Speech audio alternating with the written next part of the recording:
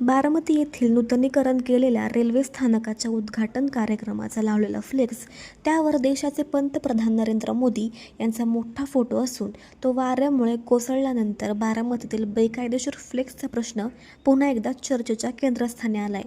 Flex पडल्याने सुदैवाने कोणतीही जीवितहानी झाली नाही. मात्र या घटनेने फ्लेक्समुक्त बारामती या घोषणेची अंमलबजावणी नेमकी कुठपर्यंत झाली आहे असा प्रश्न उपस्थित झाला आहे. दिवंगत लोकनेते अजितदादा पवार यांचा बारामती फ्लेक्समुक्त करण्यावर ठाम आग्रह होता. शहराचे विद्रुपीकरण, पर्यावरणाचे नुकसान आणि अनावश्यक प्रसिद्धीची स्पर्धा थांबवण्यासाठी त्यांनी अनेकदा पदाधिकारी, कार्यकर्ते आणि अधिकाऱ्यांची जाहीर कानउघडणी केली होती. त्यांच्या भूमिकेनंतर बारामती नगर परिषदेत फ्लेक्समुक्त शहर असा ठरावही मंजूर करण्यात आला होता.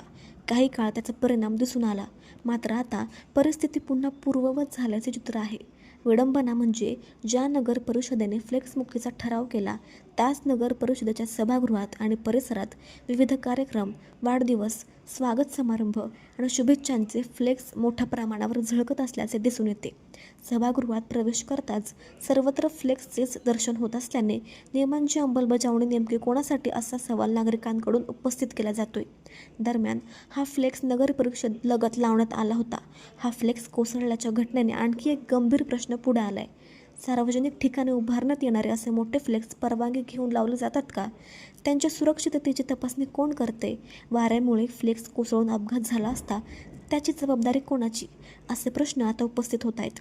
एकीकडे नगर परिषद शहरात अनधिकृत फलक, बॅनर आणि अतिक्रमणांवर कारवाई करत असल्याचा दावा करते. दुसरीकडे स्वतःच्या आवारातील आणि प्रमुख सार्वजनिक ठिकाणांवरील फ्लेक्स मात्र कायम असल्याचे चित्र दिसत आहे.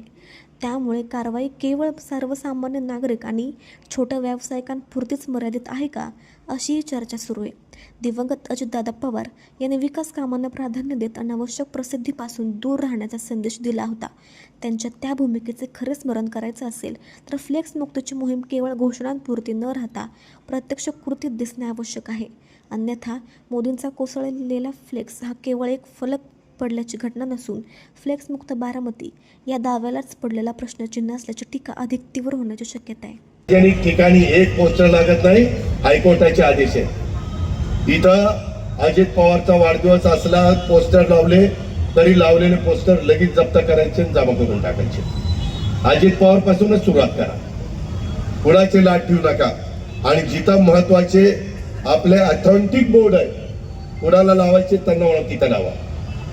आपलं शहर विद्रुप करू नका. मी किती जर चांगलं करण्याचा प्रयत्न केला आणि तुम्ही साथ दिली नाही, मनाला वाटेल तिथं बोर्ड करत बसला तर शहर स्वच्छ राहणार नाही. नागपूरला पण हायकोर्टाने आदेश दिले, नागपूरला कुठेही बोर्ड लागत नाही, संभाजीनगरला कुठेही बोर्ड लागत नाही. आणि तुम्ही घाबरू नका ना. मी तुमची बदली होऊन देत तर तुम्ही चांगलं काम करा. मी आहे ना तुमच्या पाठीशी. कोणाचा राजकीय दबाव मी येऊन देणार नाही आणि मी पण तुमच्यावर आणणार नाही. अशाच नवनवीन बातम्या पाहण्यासाठी बारामती वार्तापत्र चॅनलला लाईक करा, शेअर करा, सबस्क्राईब करा आणि बेल आयकॉन प्रेस करा.